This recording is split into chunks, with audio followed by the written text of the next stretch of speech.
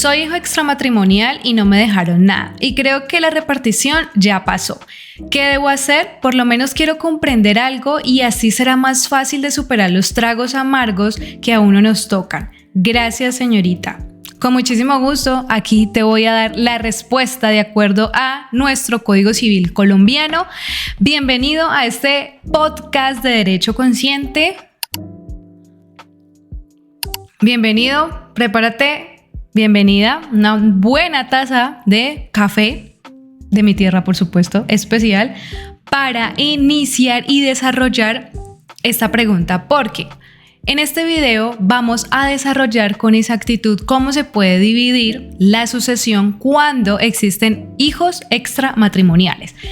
Vamos a iniciar entonces con nuestro Código Civil y nos vamos a ir al artículo 1048, 1046 y siguientes. Entonces nos dicen que en el primer orden hereditario, ¿quiénes van a recibir? Hijos matrimoniales y también hijos extramatrimoniales e hijos adoptivos, y de ahí en adelante lo que nosotros denominamos en la norma como descendientes, que es de papá o abuelos, y viene aquí automáticamente su descendencia, que es hacia abajo, es descender, que es descendencia. En el segundo orden hereditario tenemos ascendientes. ¿Quiénes son los ascendientes? Ejemplo, si fallece un padre, falleció una persona y esa persona no tenía hijos, ni tampoco tenía esposa, entonces, ¿qué vamos a hacer? No va a ir hacia abajo, sino que va a ir hacia arriba, que son los ascendentes. ¿Y quiénes serían los ascendentes? Los padres de esta persona. Tercer orden hereditario, hermanos y cónyuges. Cuarto orden hereditario, los hijos de los hermanos, que serían los sobrinos. Y quinto orden hereditario tenemos al Estado colombiano por medio del bienestar familiar. Entonces, esta persona me está preguntando, ¿qué puede él hacer si ya se hizo primero la repartición? Entonces tenemos dos puntos aquí muy específicos, y es, si ya existió un proceso de sucesión y también hubo después un proceso de partición, hay dos escenarios diferentes, y es, uno, saber y conocer si esta persona tenía el apellido de la persona que falleció, y número dos, si tenía el apellido y se repartió esa herencia, qué pasó y cómo se puede hacer el retorno de ese derecho, digámoslo así, pues en palabras coloquiales. ¿Qué es lo que sucede? Que cuando la persona no tiene el apellido de esa persona que falleció, lo primero que se debe hacer es iniciar un proceso de filiación. Este proceso, ¿qué es y qué va a lograr la persona en este proceso? Se va a hacer primero una exhumación del cuerpo de la persona que falleció.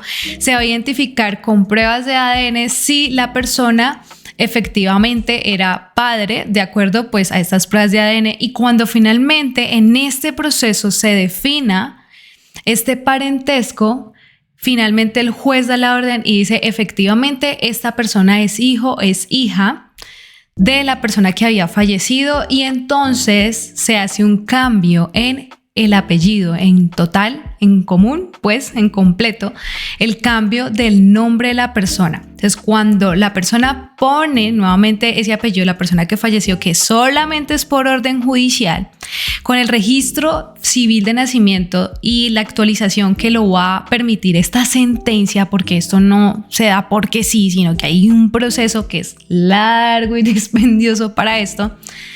Luego sí, ¿qué pasó? Que viene el otro escenario y me dice la persona, es que ya dividieron. Entonces hay una acción en la normativa colombiana que a ti te va a permitir pedir esos derechos que se dividieron y que no se tuvieron en cuenta pues para ti. ¿Listo? ¿Cómo se llama esta acción? Se llama acción de petición de herencia.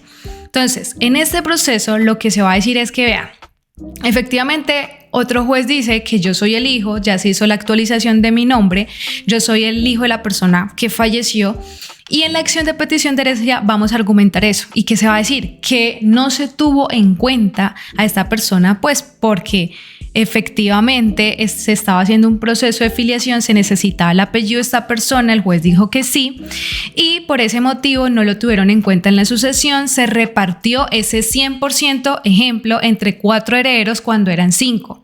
Entonces va a haber una etapa de ese proceso en donde se va a hacer nuevamente la reconstrucción de la escena y se va a decir, bueno, esta persona ¿qué bien estuvo?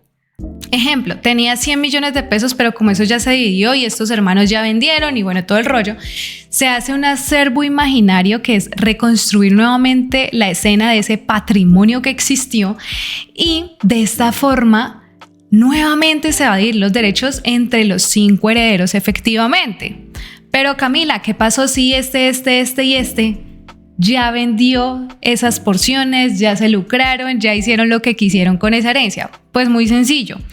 Estas personas, al comprobarse este acervo imaginario en esta sucesión, ¿qué se va a hacer? Pues que estos herederos que hicieron esta sucesión y no tuvieron en cuenta a esta persona porque no tenía el apellido, ¿qué va a hacer?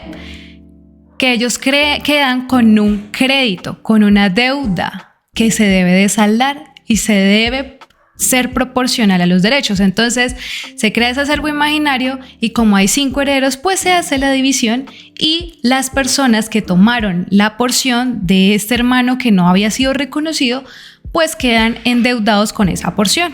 Vecino, colega, que esto es bastante interesante y tú te pones a pensar a nivel profesional aquí como colegas, tú dices, es impresionante el alcance que tiene la normatividad de lograr que las personas que quizás perdieron derechos porque o no estaban reconocidos y se hizo un proceso de filiación y resulta que efectivamente el juez aprueba que este derecho sea aceptado y se pueda hacer el cambio de nombre. Y 2, cuando por ejemplo se hacen los locos las personas, bueno, tu colega sabes más que nada en el mundo todo lo que pasa en derecho de sucesiones, que de pronto dejan a un hijo por fuera y efectivamente pues está en el registro civil de nacimiento y todo lo demás.